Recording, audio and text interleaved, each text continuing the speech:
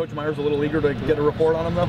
Oh yeah, but you know what? All those new guys, any of those 7 guys that are here that haven't been, you know, that we don't know a ton about. It's like Christmas. You know, you open up a new present and you don't know exactly what you got, and so he's really excited, and we're all excited to hear about each one of those guys and the guys that spend more time with them, what they specifically think. In a nutshell, what does Chris bring to the table, and then tell me, what does Larry bring to the table that's sort of different, sort of new? I mean, just in a nutshell. Well, for me, it brings that ability to broaden yourself, you know, and you've done some things a certain way for a long time, and you know, there's a bunch of different ways. And if you really look back at it, here at Ohio State, we've probably played about every kind of defense, every style of defense, and we've tweaked and turned in the 12 years here. But you know, he brings a different perspective for some things that he did, whether it was in the SEC or whether it was at Wisconsin or whether it was at Drake where he went to school. So it's not one in particular thing. The thing that is I think that we bring together, and just like having Larry, you know, you got a sense of a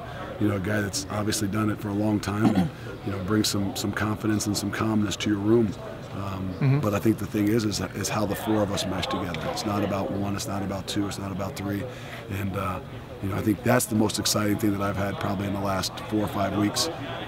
Again, now that's the challenge that we'll do to be able to stick to it. How about a couple of the veteran players, Grant and Perry? How important is it for those guys? You know, you had Shazier, who was proven. How important is it for those guys to step up and take that role on, I guess? That's big, but you know, I mean, that's the thing is we all got to put a lot of things in our rearview mirror. That's what we got to try to tell them.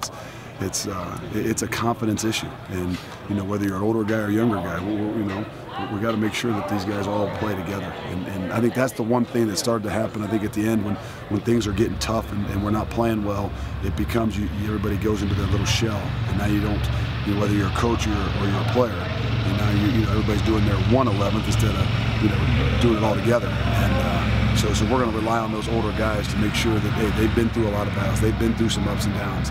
They've been through 24-game win streak. They've been through a 2-game losing streak. And you know, they got to feed off of those experiences that they've had.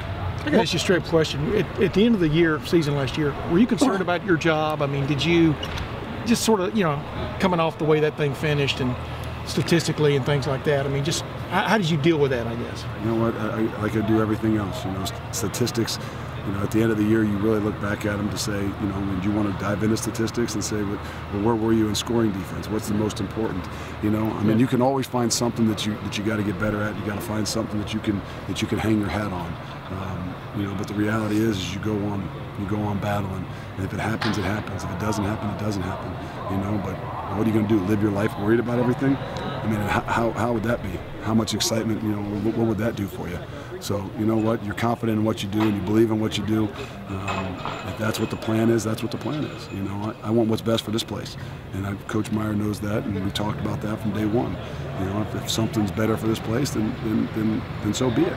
You know, because I want what's best for my alma mater and my university. You know, but obviously we've got enough confidence in what it is that we do, and you don't just look at one single stat. You know, I know that you keep dwelling upon it, and everybody dwells upon it. But the reality is this is a team game. You know, and you know, people ask all kinds of questions, and well, why is this the best sport known to man? Because it's a team sport. It's more like life. If something happens to one of your buddies and he doesn't pick you up, so do you defriend him for the rest of his life? I mean, things like that. That's what you learn from this.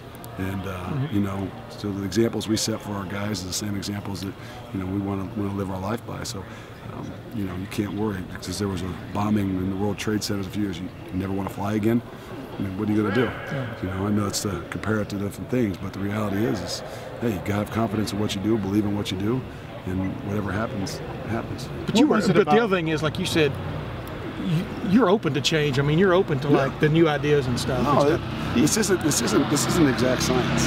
You know, you're dealing with 18 to 22-year-olds, and somebody can stand on, you know, and have the greatest opinion and stand up and do a lecture and tell you what the greatest defense and this is how you do it. And you know, hey, Michigan State was #1 in defense this year, so you should play their defense. Or, well, hold on, Alabama was #1 in defense the year before, so you should play their defense.